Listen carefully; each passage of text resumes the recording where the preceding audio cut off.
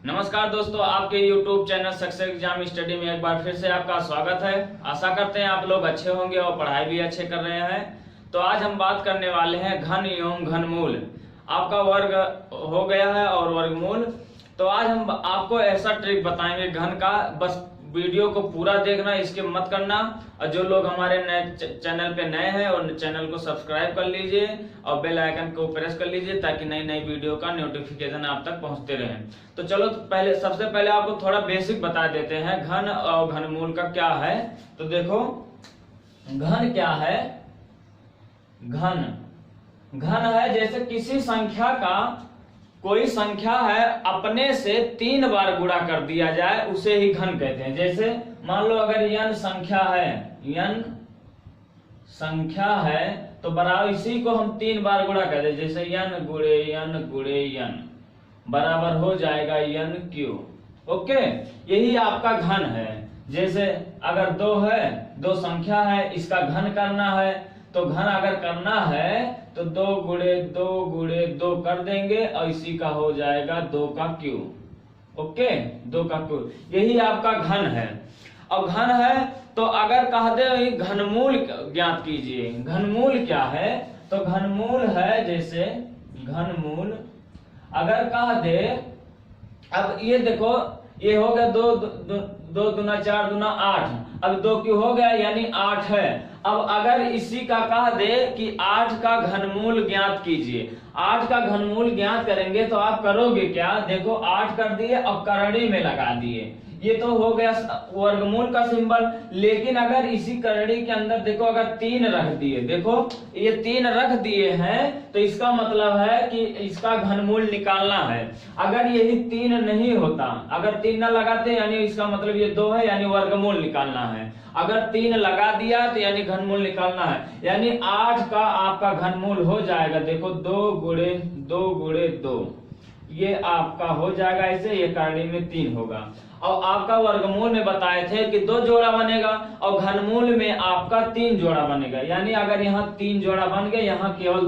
1 निकलता है यानी एक ही बार निकलेगा, यही 2 है। यानी 8 का घनमूल आपका 2 होगा। अगर 2 का क्यूब यानी 2 का घन अगर निकालना है तो 8 होगा, लेकिन 8 का घनमूल निकालना है तो 2 होगा। यानी उसी का उल्टा हो जाता है घन और घनमूल में।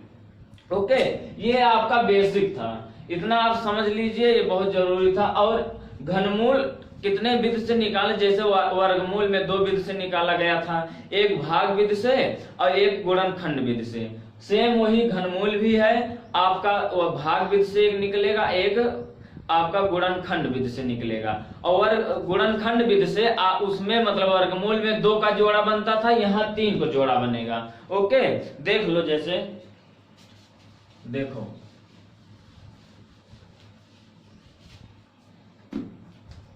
अगर कह दे घनमूल, अब घनमूल अगर कह दे, देखो 729 का घनमूल है। या तो शब्द में अगर पूछेगा तो ऐसे लिखा रहेगा, अगर शब्द में नहीं पूछेगा तो सिंबल लगे रहेगा। देखो 729 ऐसे करणी में रहेगा, इसके अंदर में 3 रहेगा, इसका मतलब है इतने का घनमूल निकालना है। ओके, तब ये घनमूल निकालोगे कैसे? गुणनखंड विधि से निकालोगे। देखो 7, 2 और 9, देखो अब काट दो। अब काटोगे किससे? देखो अगर 3 से कट जाएगा, 3 से काट दो, 3 दूना 6, 1 इधर चला, 3 चौक 12, 3 त्रिका 9। ओके, 3 से फिर काट, 3 8 24, 3 एकन्नन 3, फिर 3 से काट दो, 3 दूना 6, 3 सते 21, फिर 3 से काट दो, 3 9 27, 3 त्रिका 9, 3 एकन्नन 3।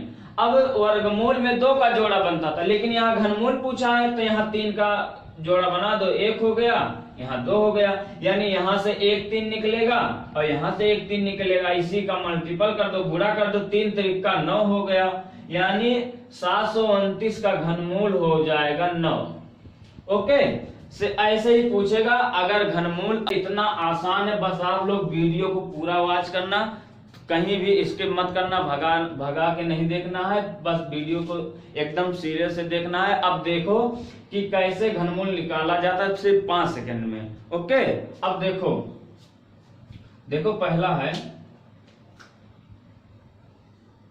निकालने के लिए कहा है, ये आपका संख्या दिया है। अब इसका घनमूल अगर निकालेंगे तो गुणनखंड विधि से निकालेंगे और 3 का जोड़ा बना देंगे, तब हमें बहुत टाइम लगेगा।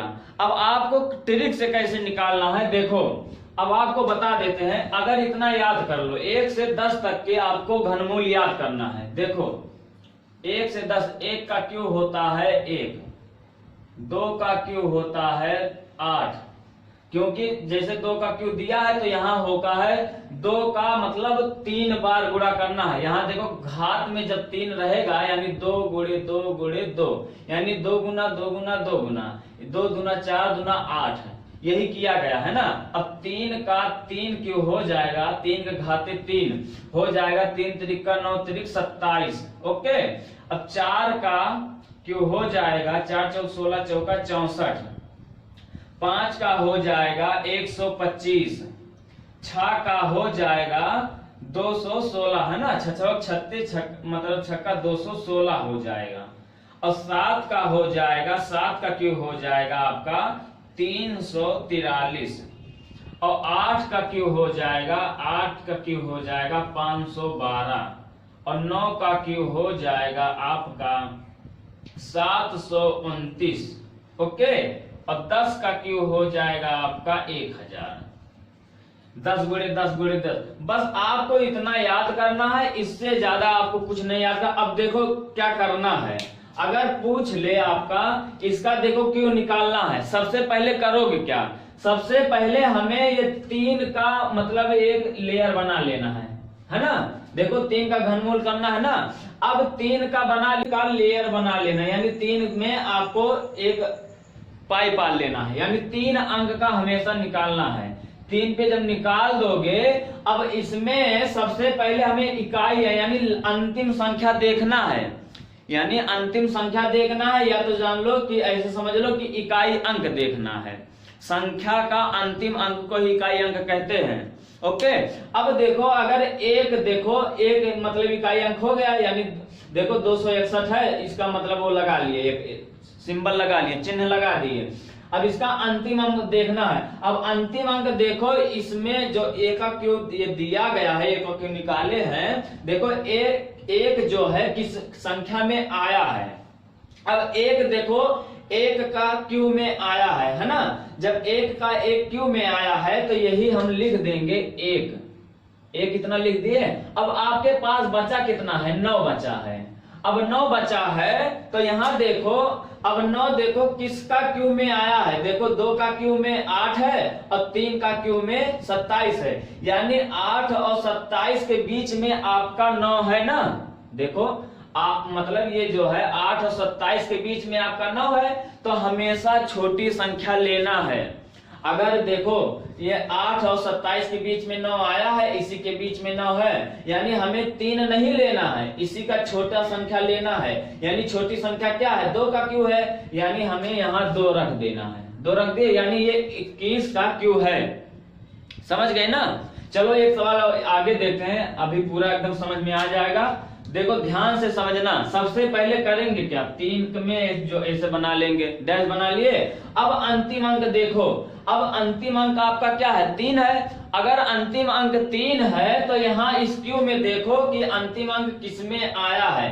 अब यहाँ देखो 7 के क्यू में, देखो 7 का क्यू में 3 अंतिम अंक आया है ना। हमेशा हमें अंतिम अंक लेना है। अगर इसमें अंतिम अंक 3 दिया है, आपको केवल 1 से 10 तक का आपको सिर्फ याद करना है। क्यों याद करना, बाकी चाहे 4 अंक का हो, 5 6 7 जितना भी हो आपको याद हो जाएगा। अगर 7 8 अंक का पूछे रहेगा तो यानी 11 का क्यों याद कर लेंगे 12, लेकिन उतना बड़ा उतना लंबा आपका घनमूल कभी भी पूछा नहीं गया है। यही मतलब 5 अंक 6 अंक इसी अंडर में पूछा जाता है। अब देखो अंतिम अंक 3 है। अब अंतिम अंक अगर 3 है तो देखो 3 किस में आया है, 7 के क्यू में आया है ना। देखो 3 7 का क्यू में आया है तो यहाँ हम 7 लिख देंगे, 7 लिख देंगे ना। अगर 7 लिख दिए तो अब देखो 7 लिख दिए, अब बचा कितना है आपका, बचा है 19 बचा है ना। अब 19 देखो आपका कहां पे आया है, किसके बीच में, देखो 19 आपका 8 और 27 के बीच में है, 8 और 27 के बीच में है ना। अब 8 और 27 के बीच में है, यानी 2 का क्यू 8 है, 3 का क्यू 27 है, यानी 8 और 27 बीच में है। तो हमेशा इन दोनों में से, यानी इन दोनों के, यानी छोटी संख्या लेना है, यानी छोटी संख्या का जो क्यू किया गया वही संख्या लेना है, यानी 3 का नहीं लेना, यानी 2 का लेना है, यानी यहाँ आगे 2 लिख दो, यानी ये 27 का क्यू है। आसानी है कि नहीं है। अब आपका ये अगर गुणनखंड करते, गुणनखंड करके 3 का लेयर बनाते तब आपका आता। अब आगे देखो आपका दिया है, देखो 3 अंक हमें लेना है, यानी 3 अंक ले लिए, 787 ले लिए ना। अब आपको इतना बचा भी छोड़ दीजिए, हमें 3 ही अंक पे मतलब मार्कर लगाना है, यानी चिन्ह लगाना है। अब यहाँ देखो इकाई अंक, यानी अंतिम अंक आपका इकाई अंक जो है 7 है। अब ये 7 देखो किसका मतलब क्यों है, अंतिम अंक किस में आया है 7। अब यहां से देख लो 7 किस में आया है अंतिम अंक। अब देखो 3 के क्यू में 7 आया है ना, देखो 3 के क्यू में 7 आया है, तो हम 3 के क्यू में 7 आया है तो यहां लिख देंगे 3 लिख दिए, क्योंकि देखो 3 के क्यू में 7 आया है तो यही 3 लिख देंगे। ओके, अब बचा कितना है आपका, 571 बचा है। अब 571 देखो, ये 571 जो बचा है, अब देखो 571 किसका मतलब क्यों है, किसके बीच में आया है। अब यहाँ देखो 571 है और यहाँ देखो 512 है और 729 है, इसका मतलब 8 और 9 के बीच का क्यों है ना, समझ रहे हो ना। ये 512 है और ये 729 है, यानी इसी के बीच में आपका है 571 जो है, यानी 8 और 9 के बीच में है आपका क्यों। तो हमने यही तो बताया है कि हमें छोटी संख्या लेना है।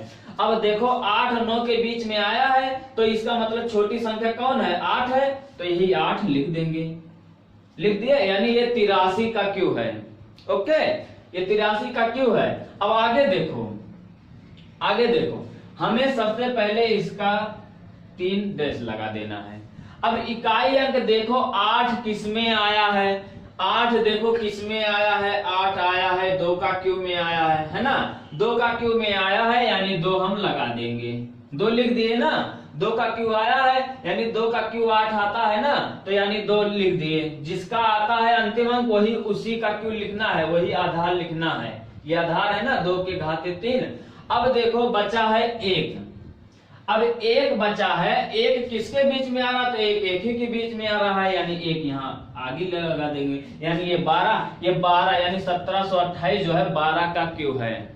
ओके, अब आगे देखो और थोड़ा प्रैक्टिस करवा देते हैं, कुछ क्वेश्चन और ले लेते हैं ताकि एकदम क्लियर हो जाए। आप कभी भी अगर क्यू आ जाए, चाहे 5 अंक आ जाए, 6 अंक आ जाए, कितना भी आ जाए, आपको बस वही देखना है, अंतिम संख्या देखना है। अंतिम संख्या जब देख लोगे, देखोगे अंतिम संख्या किसका क्यू में आया है, अंतिम संख्या। अब अगर इसमें देखो देखे थे 3 और 3 देखो किस संख्या में आया है, 3 देखो 7 में आया है ना, तो 7 लिख दिए। फिर 19 बचा है, अब 19 बचा है, देखो 19 किसके बीच में है, यानी 8 और 27 के बीच में है। जब 8 27 के बीच में है, यानी हमें छोटी संख्या लेना है, छोटी संख्या यानी 2 लिए है, यानी 2 रख दिए, यानी 27 का क्यों है। ओके, आगे देखो और 2-4 क्वेश्चन और पढ़ ताकि एकदम क्लियर हो जाए, है ना। अब आगे देखो,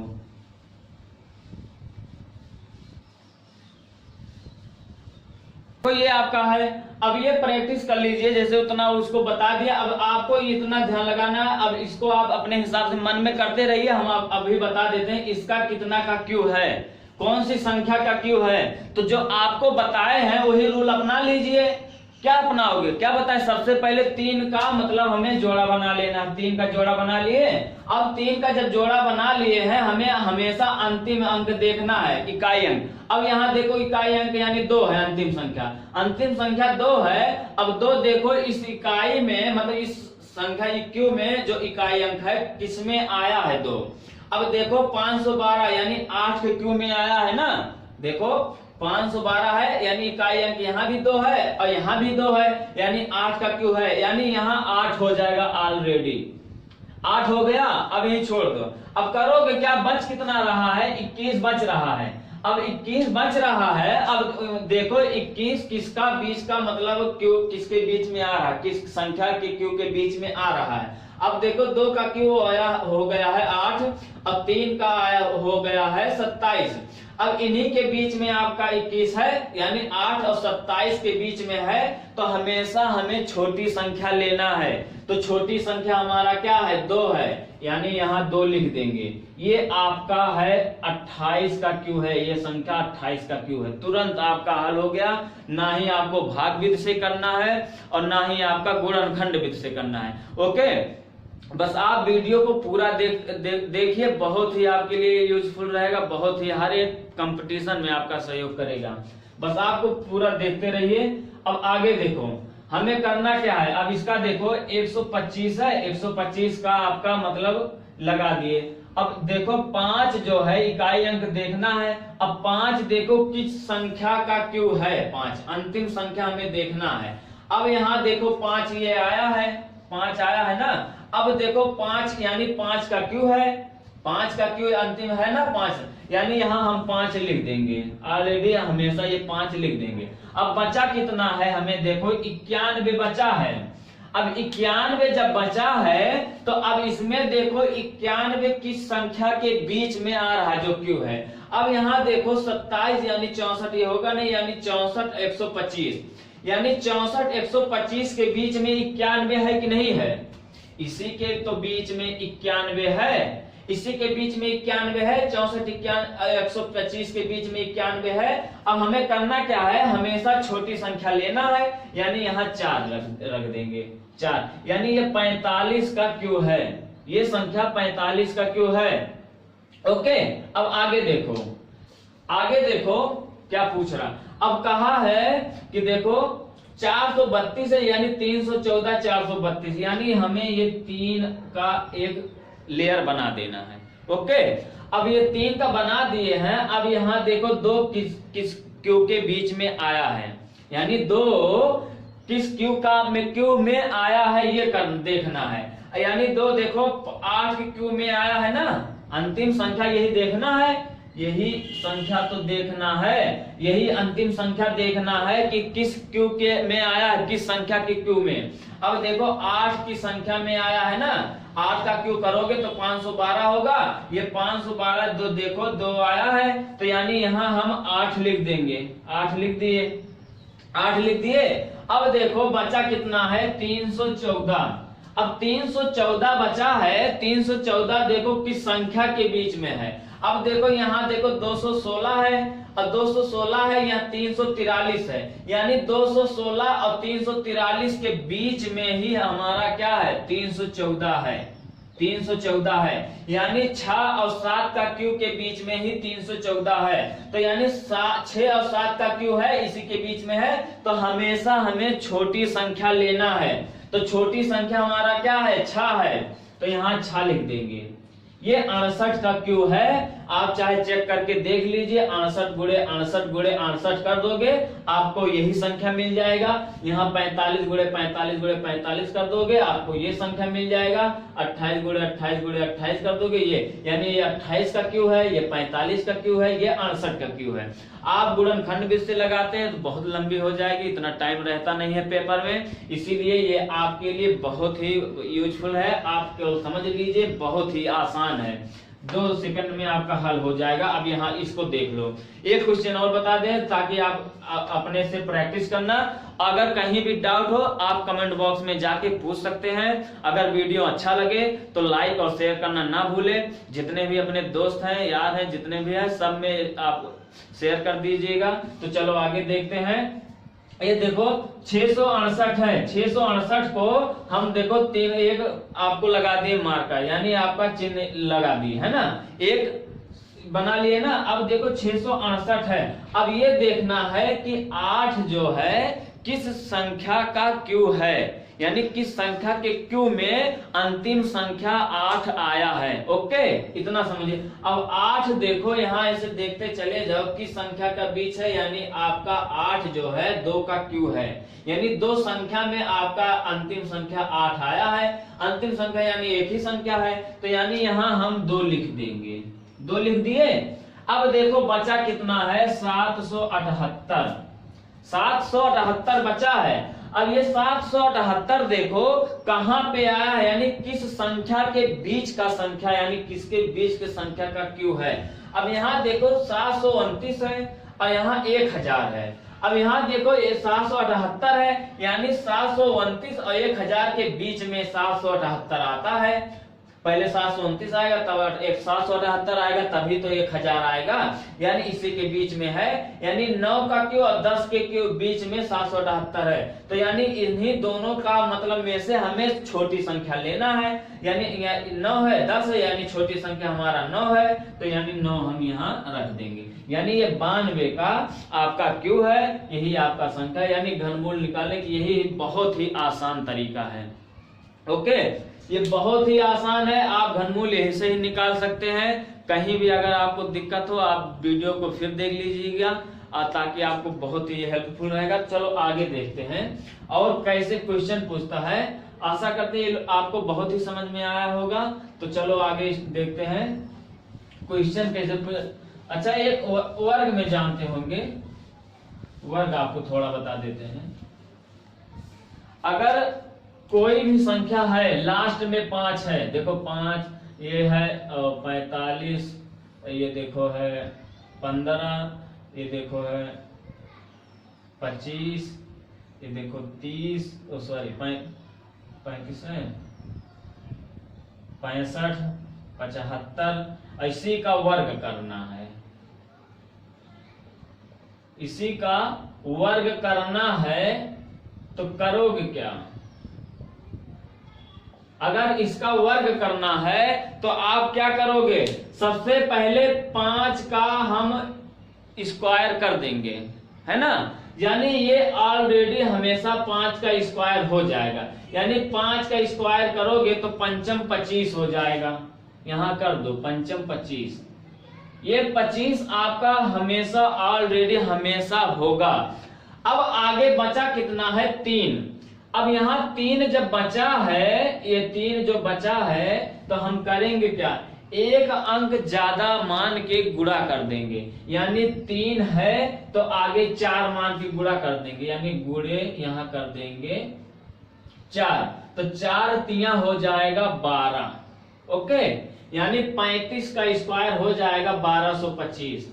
अब 45 के देख लो, पंचम 25, तो ये 25 तो ऑलरेडी होगा। यहाँ है 4, तो 4 को 5 में गुणा करना है, यानी एक संख्या अधिक लेना है, यानी दहाई का एक संख्या अधिक से गुणा करना है। यानी यहाँ 4 है तो 5 से गुणा करना है, तो 4 पंचे 20, इसका गुणा करना है, इसका 4 पंचे 20, ये 20 हो गया। यानी 45 का स्क्वायर इतना हो गया, यानी 2025।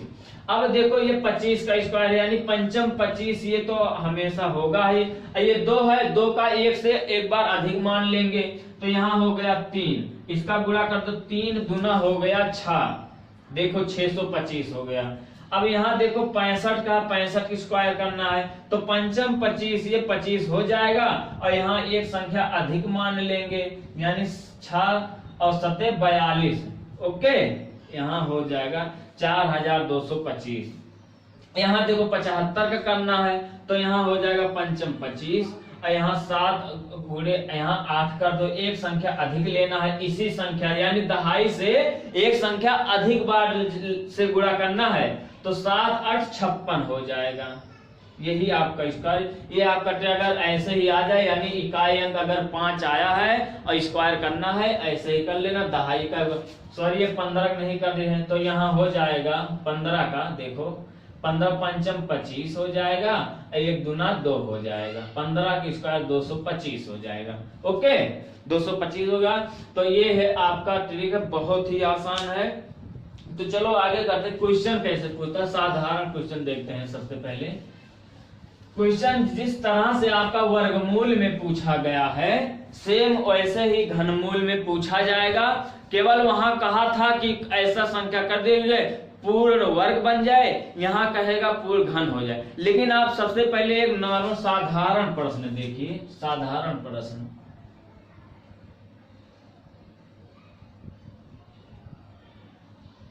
साधारण प्रश्न,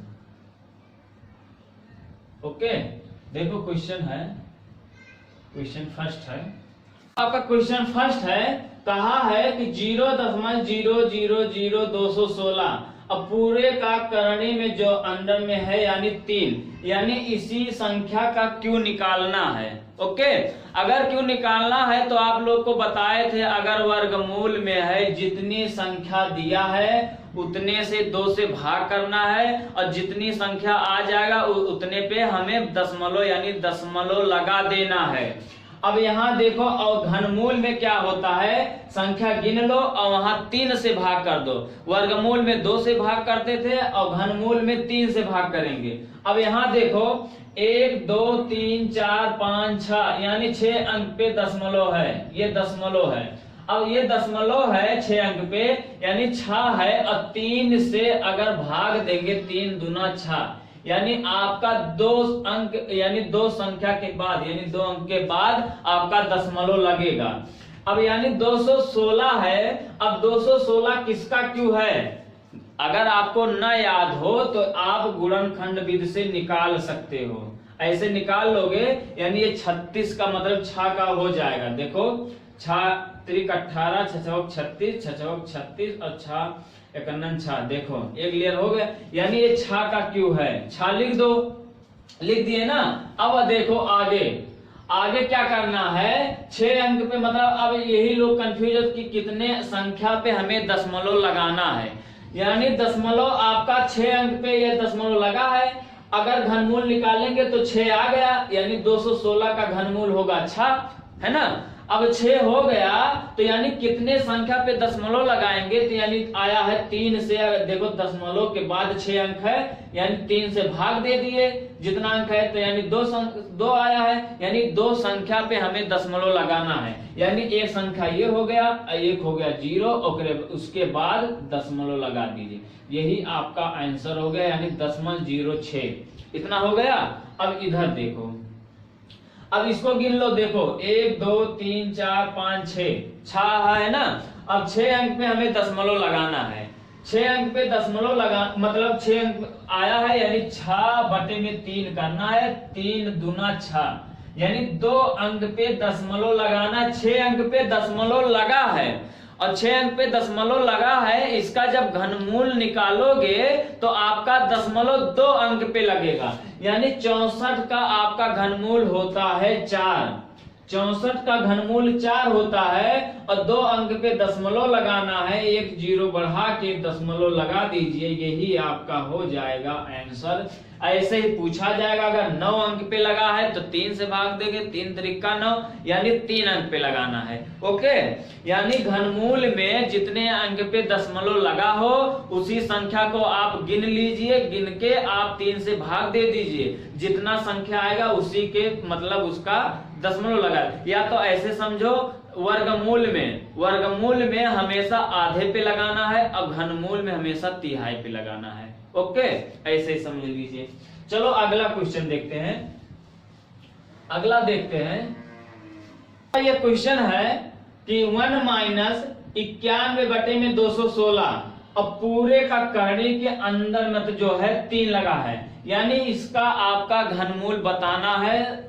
सबसे पहले हम इसको सरल कर लेंगे, है ना, क्योंकि ये 1 जो है ये बार में दिया है ना, बराबर में दिया है, तो यानी सबसे पहले करेंगे क्या, 216 और गुणे 1 करेंगे, इसी में गुणा होता है यानी तिरछा गुणा हो जाएगा। जब तिरछा गुणा हो जाएगा तो यहाँ हो जाएगा 216 और -91 और बटे में हो जाएगा 216, पूरे का हो जाएगा करनी में ये 3 हो गया। ओके, इतना हो सकता है ना, ये तिरछा गुणा कर दिए तो 216 × 216, ये माइनस है तो माइनस लगा दिए, 91 कर दिए और बटे में 216 है, बटे में 216 हो गया।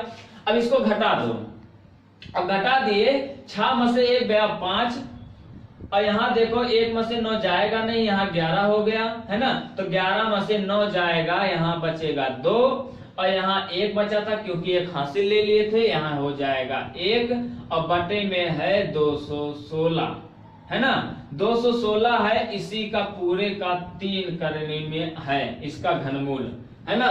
अब करोगे क्या, इसको हम ऐसे भी लिख सकते हैं 125 का ये करड़ी में है और 216 जो है ये भी 3 के करड़ी में है, यानी इस 125 का भी घनमूल है और 216 के भी घनमूल, यानी पूरे का है। तो जब हम इसको तोड़ेंगे तो यानी ऊपर नीचे दोनों का घनमूल होता है ना। अब इसी को निकाल लीजिए। अब देखो 125 का क्यू कितने का क्यू है, यानी 125 है किस संख्या का क्यू है, 5 का है ना, 5 25 125। देखो यहाँ देखो 125 है ना, 5 का क्यू, यानी यहाँ हम 5 लिख देंगे। अब बटे में और 216 किस संख्या का क्यू है, 6 का है, यहाँ हम 6 कर देंगे। ओके, देखो 216 6 का है। अब देखो यहाँ दिया है सही में, आपका ये भी आंसर सही है, या तो आप ऐसे कर लो, मतलब यहाँ जब भाग दोगे जाएगा नहीं, यानी पॉइंट में आ जाएगा, दशमलव में आएगा, तो आप दशमलव में अगर पूछेगा तब भी आपका मतलब तो दशमलव में कर देना, अगर ना पूछे तो आपका यही आंसर हो जाएगा। ओके, यही आपका साधारण पूछा। चलो एक क्वेश्चन और देख लेते हैं। अगला क्वेश्चन देखो, क्वेश्चन नंबर 2। क्वेश्चन नंबर 2 क्या है,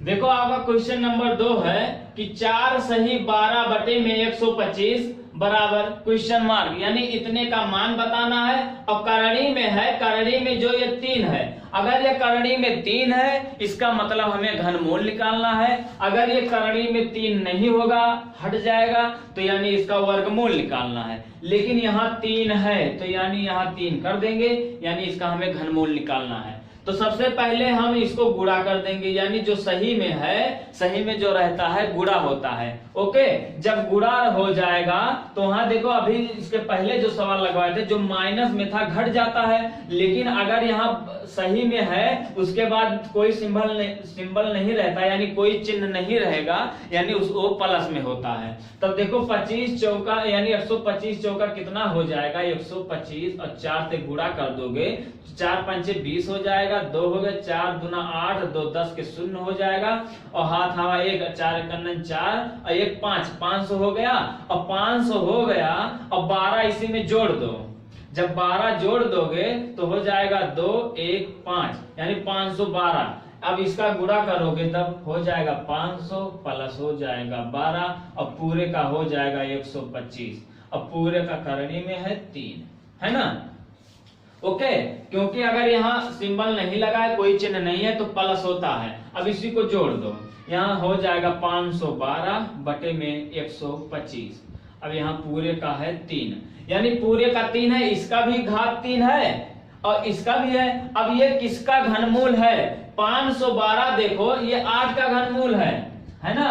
तो यहाँ हो जाएगा 512, ऐसे करणी में लिख सकते हो, इसे समझाने के लिए बता दे रहे हैं, लेकिन आप इतना समझ लीजिएगा दोनों का मतलब रहता है, इसका भी 3 है करणी में, इसका भी है, यानी इसका भी घनमूल निकालना है, इसका भी। तो ये देखो 512 जो है 3 का क्यू है ना, और सॉरी 8 का क्यू है, यानी 512 8 का क्यू है, यानी ये 8 का है और ये 125 5 का है, 5 कर दीजिए। लेकिन यहाँ देखो सही में दिया था, अगर पेपर में जब आएगा देखो अगर बटा में दिया रहेगा तो बटे में कर देना, अगर बटा में नहीं है सही में दिया रहेगा तो करोगे क्या, पहले भाग दे देंगे इसी को।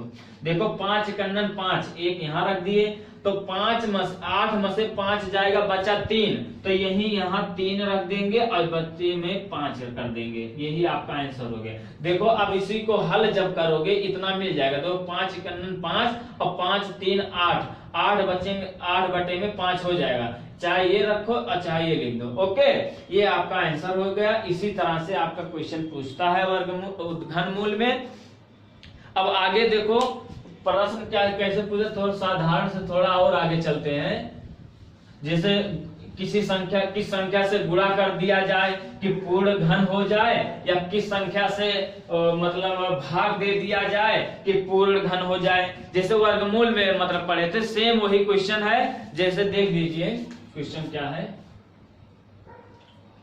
यदि 40,500 में कौन सी छोटी से छोटी संख्या, कौन सी छोटी से छोटी संख्या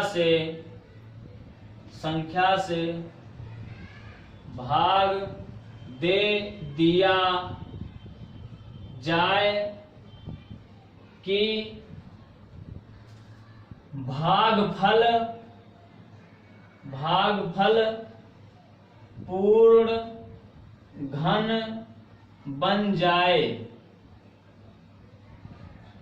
जाए, है ना। अब देखो आपका यही क्वेश्चन है, यदि 40,500 में कौन सी छोटी से छोटी संख्या से भाग दे दिया जाए कि भागफल पूर्ण घन बन जाए, है ना। अगर वर्गमूल में देखो आप पढ़े हैं कि अगर भाग की बात की जाए या गुणा की बात की जाए, तो वहां हम मतलब जब वर्गमूल निकालेंगे तो वहां गुणनखंड विधि से निकालेंगे। वही रूल घनमूल में भी होता है। अगर घनमूल में भाग की बात की जाए या गुणा की बात की जाए तो वहां हम मतलब जब घनमूल निकालेंगे तो गुणनखंड विधि से निकालेंगे। ओके, यानी जो आपका रूल घनमूल में होगा वही वर्गमूल में होता है। तो यहाँ भाग कहा है कि किस संख्या छोटी छोटी संख्या से भाग दे दिया जाए कि भागफल पूर्ण घन हो जाए। तो यानी 40,500 आपकी ये संख्या है, इसी को हम सबसे पहले गुणनखंड विधि से आपका घनमूल निकाल दे रहे हैं। ओके, 2 दूना 4 0, 2 दूना 4, 2 पंचे 10 0 हो गया, है ना। अब देखो 2 एकन्नन 2 0 हो गया, है ना। 10 दूना 20 होगा ना, और 2 एकन्नन 2 दूना 4, 2 पंचे 10 हो गया। अब 3 से काट, 2 से नहीं कटेगा। क्यों नहीं कटेगा? क्योंकि अंतिम संख्या विषम हो गया। अगर अंतिम संख्या विषम होगा 2 से नहीं कटेगा। तो देखो 3 त्रिका 9 हो गया, और यहाँ 1 आ गया, यहाँ हो गया 11। तो यहाँ हो गया 3 त्रिका 9, है ना। 3 त्रिका 9, यहाँ देखो 10 है, 3 त्रिका 9, 1 इधर चला गया, 3 त्रिका 9, 2 आ गया ना। तो 3 सते 21 हो गया, और 3 पचे 15, एक बगल आ गया 15 हो गया। फिर 3 से काट दो, और 3 कन्नन 3, और 3 कन्नन 3, यहाँ 3 दूना 6, 1 हो गया, 3 पचे 15। ओके, कट गया। अब देखो 3 से फिर काट दो, 3 त्रिका 9, 2 यहाँ चला गया, 3 सते 21, यहाँ हो गया 3 पचे 15। ओके, कट गया। फिर 3 से काट दो, यहाँ हो गया 3 कन्नन 3, 3 दूना 6, 1 हो गया, यहाँ 1 चला गया ना, 3 दूना 6, 3 पचे 15। अब 5 से काट दो, क्योंकि 3 से कटेगा नहीं। 5 दूना 10, पंचम 25, और पंचम 25, और 5 कन्नन 5। अब वर्गमूल में क्या करते थे? 2 का जोड़ा बनता था। घनमूल में क्या करोगे? 3 का जोड़ा बनेगा। यानी यहाँ 2, यानी एक कमी है, यहाँ 1 देखो बन गया, यहाँ भी 2 की कमी, यानी 3 की कमी है। तो यहाँ क्या करोगे? यहाँ 1 छोड़ दो, यहाँ से लगा लो, इसका ये हो गया, ये हो गया। यानी इन संख्या का ये 2 जो संख्या है आपका, इसका जोड़ा बन गया है। यानी बच कितना रहा है? 2 दूना 4, और 3 12। यानी भाग में क्या होता है कि जो संख्या बच जाए उसी का गुणा कर दीजिए और उसी से भाग दे दीजिए, आपका संख्या पूर्ण घन हो जाएगा, है ना। लेकिन गुणा में क्या करता है? जो संख्या मतलब कमी होती थी वो संख्या से गुणा करते थे। लेकिन यहाँ जो संख्या बची रहती, यानी इसका जोड़ा नहीं बना है, तो इसी संख्या से गुणा हमें करना है। तो यहाँ लिख दो भाग विधि में कि यदि भाग की संक्रिया में पूछा जाए, संक्रिया में पूछा जाए तो गुणनखंड करके, अभाज्य गुणनखंड करके, ऐसे लिख दो, अभाज्य गुणनखंड करके, अभाज्य गुणनखंड करके घन मूल बना लेंगे, यानी जिसका घन बना लेंगे, है ना, 3 3 का गुणनखंड करके घनमूल बना लेंगे जिस संख्या का घन ना हो, ये घनमूल नहीं है, घन बना लेंगे, ऐसे घन कर दो, घन बना लेंगे, और जिस संख्या का घन ना हो तो उसी संख्या से भाग लगा देंगे, भाग दे देंगे या भाग लगा देंगे। ओके, अब बचा कौन सी संख्या, यानी इसका भी घन बन गया है, 5 का भी घन बन गया, यानी 2 और 3 का घन नहीं बना है। अब इसी को मतलब इसी से भाग कर 2 गुणे 3, यानी 2 दूना 4 3 12, यानी 12 से हम वह छोटी से छोटी संख्या कहा है कि इस छोटी से छोटी संख्या से भाग दे दे कि भागफल पूर्ण घन हो जाए, यानी आपका 12 से अगर हम भाग दे देंगे तो यानी आपका ये पूर्ण घन हो जाएगा। ओके, ये आपका है भाग विधि से। अब देखो गुणा मतलब गुणा की संक्रिया में कैसे पूछता है, अब वो देख लो। अगर यही गुणा में किया जाए, देखो ये जो है भाग,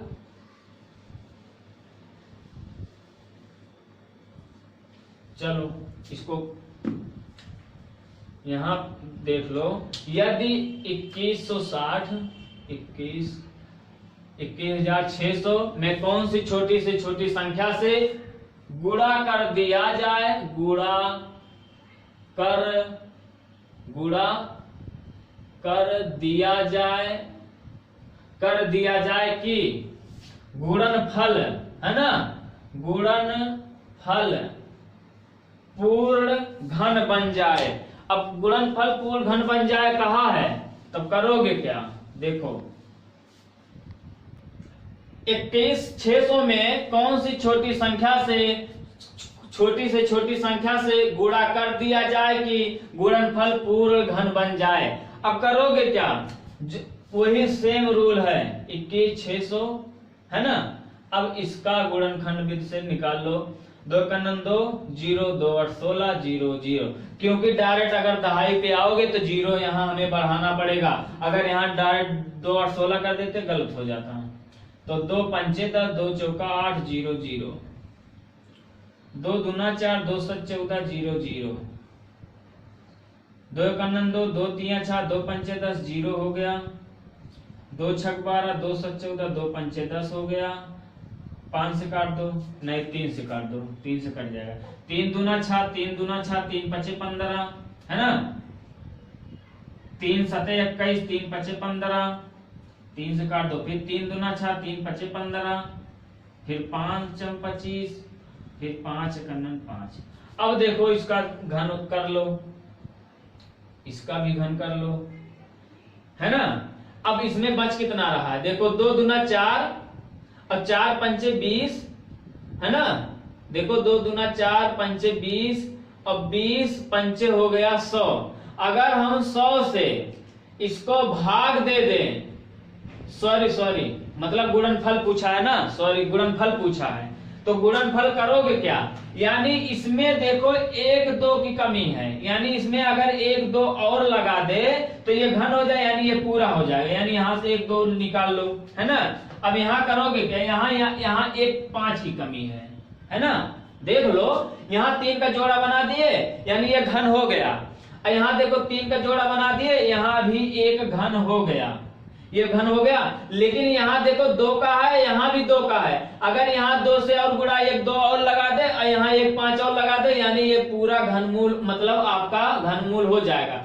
यानी हमें कमी कितना है, 5 दूना 10, यानी जिसकी कमी, यानी गुणनफल में जो संख्या की कमी होती है उसी संख्या से गुणा कर दिया जाता है ना। तो यहाँ देखो यहाँ भी 5 की एक कमी है, यहाँ 1 2 की कमी है, तो यहाँ लिख दो अतः संख्या में 5 गुणे 2, 5 दूना हो गया 10, 10 से अतः संख्या में 10 से गुणा कर दिया जाए, तो प्राप्त संख्या गुणा कर दिया जाए तो प्राप्त गुणनफल